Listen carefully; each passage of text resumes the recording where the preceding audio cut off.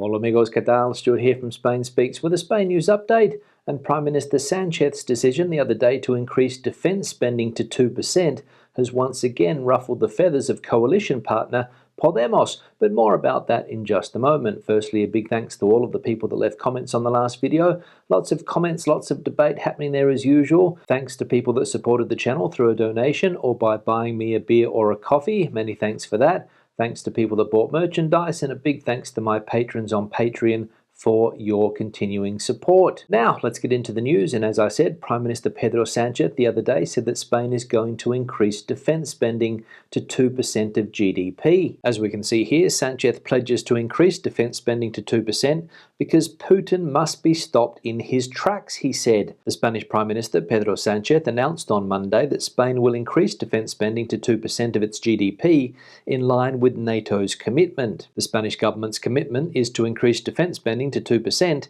in line with NATO's commitment, Sanchez announced in an interview on La Sexta. We must be aware that we are at a defining moment for the EU and international relations, Sanchez pointed out, shortly before stressing that stopping the war means stopping Putin in his tracks. So, there we go, Spain to increase defence spending to 2% of GDP, up from around 1% where it is currently, and Sanchez stressing that the Russian leader, Mr. Putin, must be stopped in his tracks. Now, and as I also mentioned at the beginning of the video, coalition partner Podemos is not happy with Sanchez's decision. And as we can see here, Podemos and government partners criticise the increase in defence spending.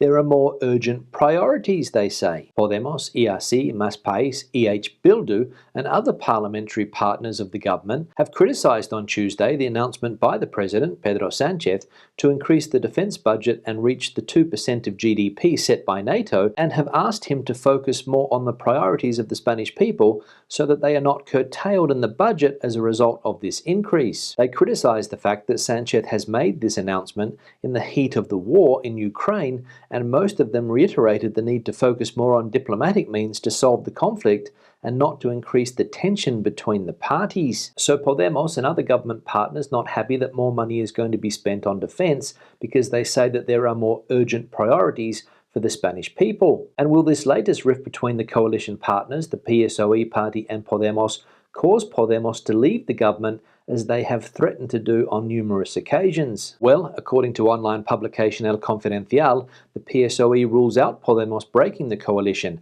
because they are afraid of disappearing. The government is preparing for a scenario in which the war in Ukraine will be long. Ministers are working on a plan to mitigate the effects of the escalating prices and lack of supplies. In addition to the economy, Pedro Sanchez's team is aware that he will also have to deal with the criticism from his Podemos partners in politics. Yesterday, a new rift was opened with the announcement that the defence budget will be increased to 2% of GDP. The Vice President, Yolanda Díaz, aligned herself this time with the ministers Irene Montero and Ione Belarra, who have even described the Socialist Party as the party of war. So the Socialist Party, according to El Confidencial, not worry about Podemos's threats to break the coalition government, because if they did do that, according to the Socialist Party, they would disappear. And given Podemos's poor election results in recent times, I would tend to agree with what the Socialists say. Now, Prime Minister Sanchez also announced the other day that his government is going to start to go after Russian oligarchs and start seizing assets. And as we can see here, Spain has commenced sanctions by seizing oligarch Sergei Chemezov's superyacht. Spain's Prime Minister has confirmed the seizure of a superyacht allegedly belonging to Russian oligarch Sergei Chemezov, an ally of President Putin and former general in the KGB, and suggested there would be more such confiscations. Pedro Sanchez said his government had provisionally immobilized the 85-meter yacht, known as Valerie, which is valued at $130 million or £98.8 million, and was anchored in Barcelona's port. The yacht, which was built in 2011 and sails under the flag of St. Vincent and the Grenadines, has been moored in Barcelona since February the 9th after making a one-day trip from Monaco, according to the boat tracking website Marine Traffic. And on a similar note, the government has also said that they are tracing assets of 11 Russian oligarchs with business interests in Spain. The government has launched a wide-ranging operation which includes the participation of dozens of experts from the National Police, the Civil Guard, the National Intelligence Centre, the Customs Surveillance Service and other areas of the administration to trace the possible assets in Spain of the 893 Russian and Belarusian nationals and 65 companies that appear on the list of those sanctioned by the European Union for their closeness to the regime of President Vladimir Putin, which was updated on Tuesday. So Spain now joining other European countries and seizing assets belonging to these Russian oligarchs, super yachts, mansions, and other business interests that they have here in Spain. Now, there were some harsh words yesterday from the Bank of Spain related to the inflation crisis that we're currently living, and it has warned workers and companies that they will have to assume losses and asks the government for help. Governor of the Bank of Spain, Pablo Hernández de Cos, has warned on Tuesday of the relative impoverishment that the war in Ukraine will mean for everyone, and has joined the government in asking Spanish workers and companies for a difficult income pact in which everyone assumes losses to fight inflation. All the agents involved have to take a loss.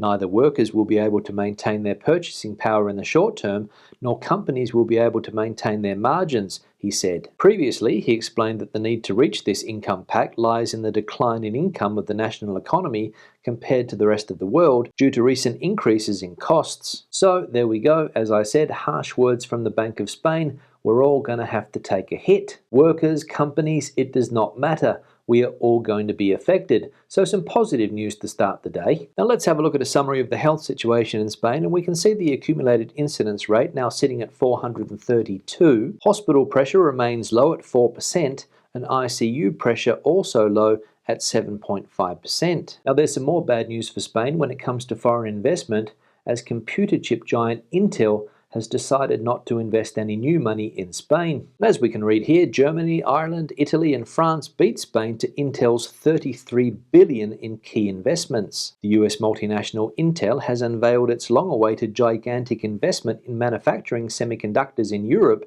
and the governments of Germany, Ireland, Italy and France have won the race against Spain. Intel's president, Pat Gelsinger, has announced that, in the first phase, Intel will allocate €33 billion to produce this asset, considered strategic by the European Commission for the EU's future technological autonomy, and Spain is unfortunately at the bottom of the US giant's new European projects, in line with what was published by this newspaper last January. So Spain missing out on some valuable foreign investment dollars from Intel, with Germany, Ireland, France and Italy chosen above this country. I wonder why. Now let's have a look at some of the comments from previous videos. One here from Dana. In Toronto, price of gas today is $1.70 per litre, lowest octane.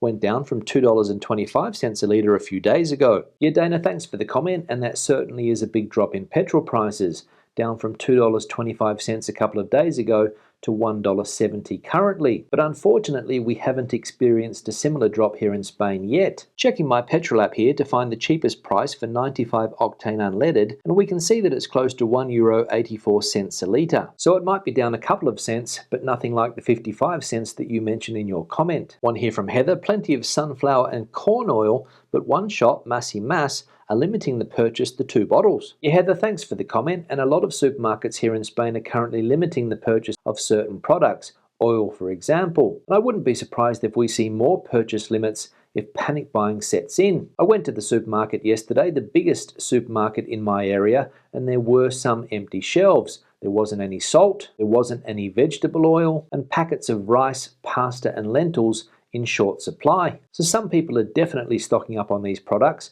Don't know why, but as we have seen over the last 2 years or so, when things start to go off the rails, people act a little strangely. One here from Ken. Not seeing any shortages of food at supermarkets here in Alcocebre, Spain. Bit of increases in prices, but only slightly. Only thing is Manchego cheese, so I buy pretty much same sheep cheese that's not labelled Manchego for half the price. Yeah, Ken, thanks for the comment, and good to see that you are not experiencing any product shortages there in Castellón on the Mediterranean coast. But some products, as you said, have increased in price. And that's also what I've noticed here in Madrid, especially olive oil. And when it comes to cheese, you're right, you can find cheaper varieties than Manchego cheese, because it has that denomination of origin, they charge more for it. So plenty of good tasty cheeses similar to Manchego available here in Spain. One here from Eamon. Under the rules of NATO membership, a 2% defence spend of a country's GDP.